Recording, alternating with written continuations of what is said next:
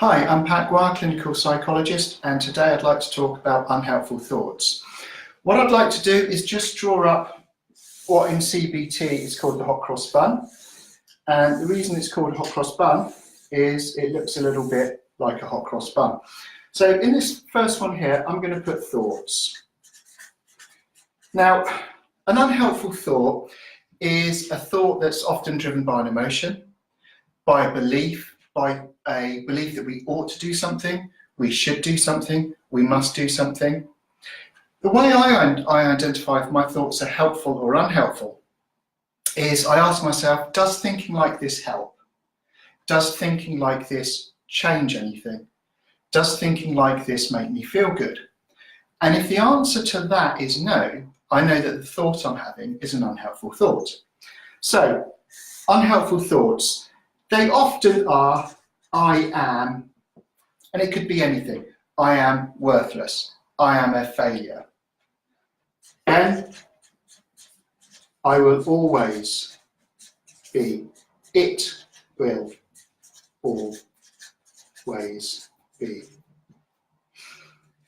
Then the other type of way we can identify them is if they say everything is. So, if you start to notice your thoughts are everything and always, it's possible that they're going to be unhelpful. Now, the reason I've put this up here is unhelpful thoughts often lead to very powerful emotions. So, if I have an unhelpful thought that I'm not going to be able to cope, I'm worthless, this is going to be awful, my emotions might be anxiety, it might be panic, it might be fear. And when I have these emotions, such as anxiety, panic, and fear, these thoughts are likely to get worse. So what's happened very, very quickly is my unhelpful thoughts have led to some very powerful emotions. My very powerful emotions have led to some very unhelpful thoughts. And very quickly, these two things begin to spiral out of control. It gets a little bit worse than that though, because thoughts often lead to actions. So, the actions I might have when I have an unhelpful thought are often escape or avoid. So, I am worthless, so I avoid situations that reinforce that belief. I will always be worthless. So when I'm made to feel like that, or something happens and I feel like that, I escape that feeling. So my actions, I might avoid, I might shut myself away, I might try and escape situations by being in them and finding an excuse to leave. Now, if I start avoiding things and I start to shut myself away and I escape, I'm more likely to have more of these thoughts that I can't cope, I can't manage, this will be awful. So very, very quickly, my actions and my thoughts are now causing each other to spiral. If I have these if I have these actions, avoid, shut myself, or escape, I'm more likely to feel sad, lonely, isolated. If I feel sad, I'm not going to be in the mood to go out and spend time with people, so I might shut myself away even more. If I feel sad and lonely, these thoughts here, it will always be like this, everything is awful. So now my thoughts, my emotions, and my actions have begun to kind of fuel each other. We then have our body sensations.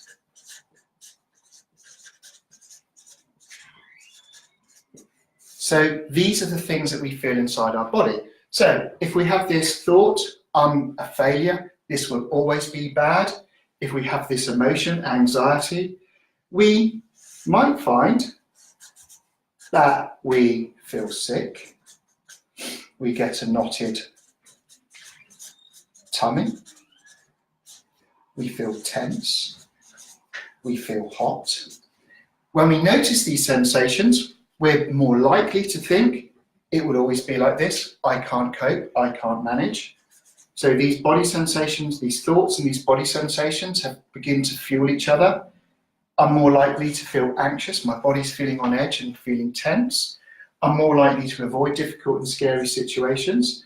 If I shut myself away and I avoid things, I'm more likely to get these uncomfortable body sensations. So what we find is our unhelpful thoughts can lead to some very powerful emotions.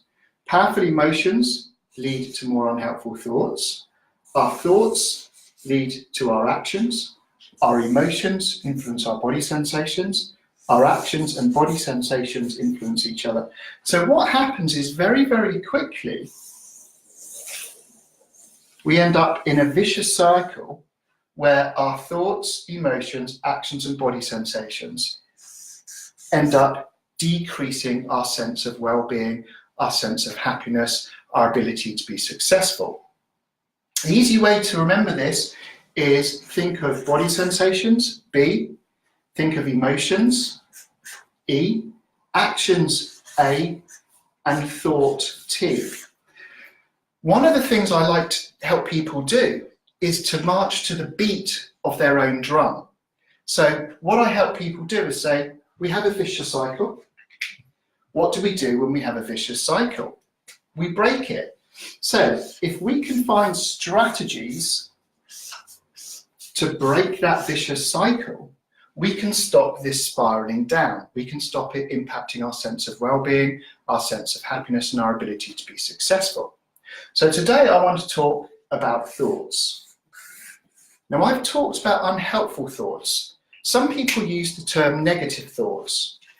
I don't use negative thoughts because I find that when people start to talk about their negative thoughts, it's very easy for them to make that jump to I am negative. They become their thoughts. So if you have a negative thought, it's very easy to say you see yourself as negative. If you think of a thought as unhelpful, it's easier to accept that you have helpful ways of thinking about things and unhelpful ways of thinking about things. The skill is to identify what's helpful and do more of that, identify what's unhelpful and do less of that. So one of the things we want to try and do is find out what is helpful and do more of that, what is unhelpful and do less of that. So today we're talking about thoughts, so we really want to look at what are unhelpful thoughts. Well, unhelpful thoughts are those thoughts that are often guided by emotions, so they're very emotional type thoughts. They're also very much influenced by what we think others expect us to do. So what we ought to do, what we should do, what we must do, as opposed to what we really feel we need and want to do. When you think about thoughts as either helpful or unhelpful, so not only do you step out of this idea that you yourself are negative, but then you can solve a problem. So it becomes a problem to be solved. Now, human beings are great at creating problems, but we're also great at solving problems. So the problem to solve is how do I have more helpful thoughts than unhelpful thoughts?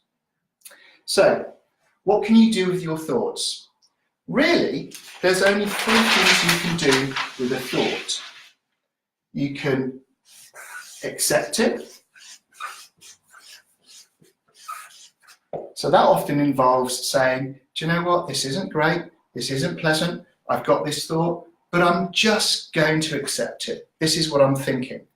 The more you resist it, the more you push against it, the more you try and push it away, the bigger that thought becomes. So it's a bit like when people say, don't think of a pink elephant.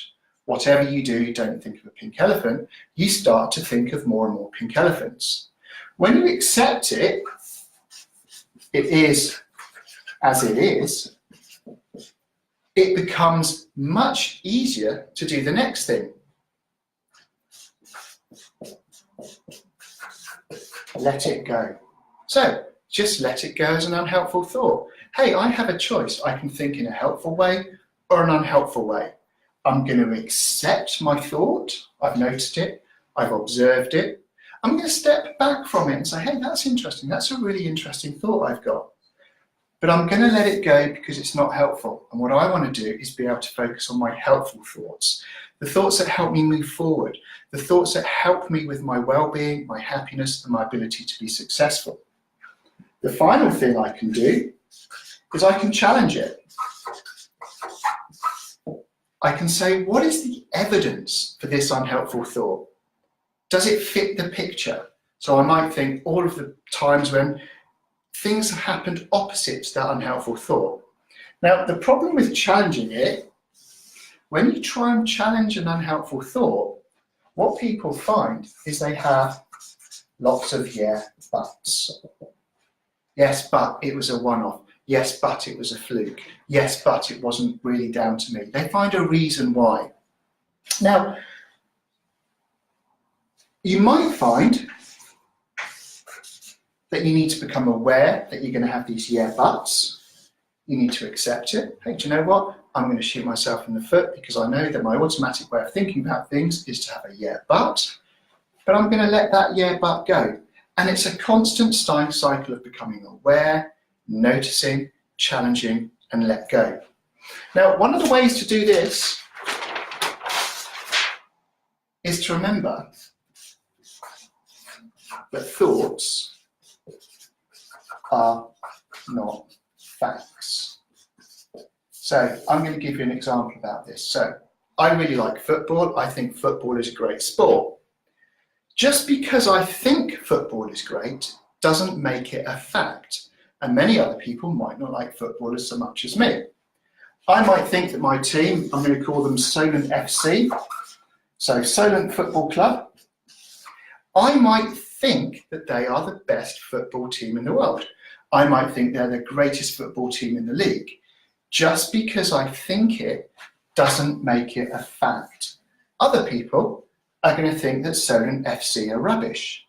So what happens when Solent FC lose a game of football? I still have my belief they're fantastic. So what do? I go, yeah, but. Solent FC are great, they're fantastic. I believe that. They lose. And I say, oh, the referee was biased, the other team cheated. Yes, but. And that's exactly what we do with our unhelpful thoughts. We think of them as facts, but we have to remember a thought is not a fact. When something disproves that unhelpful thought, what we need to be able to do is notice when we're butting it and say, hey, do you know what? That is an unhelpful thought and the evidence doesn't support that unhelpful thought. So it's just like thinking Solent FC is a great football team. Just because I think it doesn't make it true, doesn't make it a fact. Remember, the idea of this is to come back to what we talked about earlier,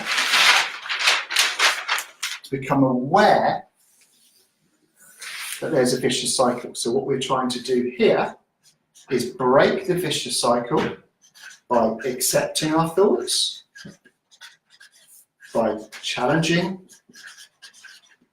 our thoughts, and by letting go of our thoughts. So we can break this vicious cycle here when we accept, challenge, and let go. This is made a lot easier when we think of thoughts as helpful or unhelpful. And what I want to do is have more helpful thoughts, and I want to decrease the number of unhelpful thoughts. It's made easier again when we remember, is it on the next one? That thoughts are not facts. Now, if we go back to this part here, if my emotions are very powerful, I'm going to be more vulnerable to having unhelpful thoughts. If my body sensations are very agitated and very anxious and are really knotted up and really quite unpleasant, I'm more likely to have unhelpful thoughts. If my actions are avoiding things, not pushing myself, not challenging myself, not doing things which will break the cycle, I'm more likely to have unhelpful thoughts. So, as well as doing something at the time which is to notice your thoughts, to step back from your thought, to be able to accept, challenge, or let go. You can also do things that calm your mind, mindfulness, breathing, relaxation. They also calm your body. So now you're calming your mind and your body. If you then start to notice your emotions and do things to express those in a safe way, and do things like maybe acting opposite of your unhelpful belief, you start to break the cycle even more. But being aware that if you don't sleep properly, if you have a poor diet, if you don't have a routine, and if you're not doing physical exercise, you are more likely to have unhelpful thoughts. So one thing you can do to prevent unhelpful thoughts happening is to make sure that you have a good sleep, a good sleeping pattern, to make sure that you're eating healthily, to make sure that you have a routine, and to make sure you do exercise. Now, these all increase our unhelpful thoughts. But also, unhelpful thoughts make it more likely that we're not going to get a good night's sleep, because we're going to be worrying and we're going to be stressed. If we have unhelpful thoughts, I'm worthless, I can't cope, this is going to be awful, we're less likely to eat healthily. We might overeat, some of us comfort eat. Sometimes when I'm stressed and anxious and I have unhelpful thoughts, I lose my appetite. Other times I just feel like eating lots of food. When I have unhelpful thoughts, like many other people, my routine goes out because I'm not sleeping well, I'm not eating well, so I don't have a routine, I'm less bothered about things, I'm not as engaged in things, I don't do the housework, I don't do the tidying because I just don't feel motivated, so I become physically less active. So what happens is my unhelpful thoughts influence my sleep, my diet, my routine, the amount of exercise I do. My sleep, diet, routine and exercise increase the unhelpful thoughts I have, and again a very, very vicious cycle occurs. So if I want to break the thoughts today, I've talked about accepting, challenging and letting go. That's a direct way in which I can get rid of these unhelpful thoughts. An indirect way might be to focus on my sleep, to focus on my diet, to focus on my routine, to focus on being physically active. So I have 3 techniques here that are direct, and I have 4 indirect techniques there. So that's 4, 5, 6, 7. So I've got 7 strategies already that can help me break these unhelpful thoughts. But if we go back to the hot cross bun I started with, if I identify my emotions, if I express my emotions, I've got, I can't remember how many I have now, sorry. It was 7, I think. So 7, 8, 9, so that's 8, 9. If I calm my body, so I might do relaxation, I might do exercise, I might do yoga, I might do mindfulness. But what I'm going to do there is I'm just going to say I can either calm my body, but sometimes the unhelpful thoughts I have make me feel like not doing anything. And times like that I need to boost my body sensations. So here I can either increase or decrease my body sensations. I can become in charge of them, I can control them. So that gives me 10 strategies. So we've now got 10 strategies that we can use to help us break this vicious cycle. But don't forget we've got actions. Now, actions is kind of really simple but really hard. When it comes to my actions, I can either do something or I can not do it. So I can do it, not do it. So now I've got 10, 11, 12. So now there's 12 different strategies that will help you tackle these unhelpful thoughts. One overriding strategy that works for thoughts, emotions, body sensations is actually mindfulness. Mindfulness is a great technique to use to help you challenge your thoughts, your emotions, your body sensations, and your actions. It allows you to act wisely. It allows you to act in a wise mind. So, what I'd like you to be able to do is to remember that thoughts are not facts. Just like I think Solent FC is the greatest football team in the league, that doesn't make it true. Just because you think something about yourself, just because you believe something to be true, doesn't make it a fact. So notice it, step back from it, don't get too caught up in it. Don't act in a mindless autopilot where the thought pops into your mind and you just go ahead and do it. Step out of that autopilot, notice that thought and say, hey, do you know what? I'm having this thought and it's unhelpful. Don't think of it as negative.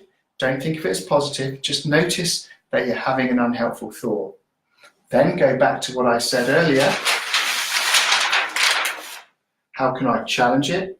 How can I let it go? How can I accept it? Be aware that every now and again you might do a yeah, but. Just treat it as a problem to be solved. The problem to be solved is how do I have more helpful thoughts and have less unhelpful thoughts. And then finally, going back to where we started, remember that these three techniques work in this area here and help you address those unhelpful thoughts. But all of these other techniques, and we identified about 12 of them, help you break the cycle in different places. Now, why that's important is I want people to march to the beat of their own drum. I want them to be in control of their thoughts, for them to be in control of their emotions, for them to be able to act in a wise way, in a way that is helpful, that in a way that's going to help them grow, to be happy, to manage their well-being, to achieve their goals, to be successful. And I want them to be in control of their body sensations. I want them to notice when they feel tense, when they feel anxious, and use the different techniques to break this vicious cycle. And when you can break this vicious cycle, you are in control of your experiences. We can't control all of the things that happen to us in life. We can't control things outside of us, but we can control what we think, what emotions we feel, our body sensations, and our actions. And it's these actions that will influence other things. So I'm just going to finish on a very quick example. If I have a thought that people don't like me, and I see somebody walking down the street from work, and I have this thought that people don't like me. And I think, well, there's no point saying hello to Bob from work because he'll ignore me. He doesn't like me, nobody likes me. So I walk past Bob and I don't say hello. Now, when somebody doesn't say hello to you, you don't say hello back to them. So as I walk past Bob, he walks past me and he doesn't say anything to me because I ignored him. I forget that my thought led me to my action of ignoring Bob, but what I notice is Bob ignored me. So immediately I come back to my thought, I told you, no one likes me. Bob from work ignored me. And what I do is I forget that my thoughts influenced my actions, and my actions then go and influence my thoughts. I hope today's talk on thoughts has been very helpful to you. I hope that you can see how thoughts, emotions, body sensations, and actions are all linked together, and how it's important to look at the whole of what's going on, not just one thing. I hope that you can see that we have a choice between unhelpful and helpful ways of thinking, and that all we need to do is treat it as a problem to be solved. How can I solve my problem? How can I increase the helpful and decrease the unhelpful? The three main techniques are accept the thought, let the thought go, challenge the thought, but be really, really mindful. You will have those yeah buts. Those yeah buts are going to spring up. So when you have the yeah but, accept it's going to happen, let it go and challenge it. Or maybe just let it go. Sometimes just noticing it, letting it go is helpful. Remember, thoughts no matter how strongly we believe them, are not facts. Solent FC, no matter how much I think it, are not a great football team. Whenever they lose, I can come up with all the yeah buts in the world. The referee was biased, the other team cheated. It doesn't change the fact that just because I think something doesn't make it so. Finally, remember that as well as directly challenging our unhelpful thoughts, we can do things with our sleep, our diet, our routine, and the amount of activity we do to make unhelpful thoughts less likely to happen. That makes us proactive. So these strategies here are reactive. This is when the unhelpful thought has happened. These ones here are proactive. These ones here are making sure that I really am the master of my own destiny. I am marching to the beat of my own drum. There's a PDF that is attached to this video, and it explains these things in a lot more detail. I hope today's video has been useful.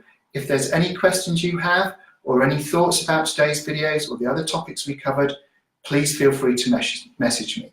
Thank you very much for your time, and I hope you have a great day today.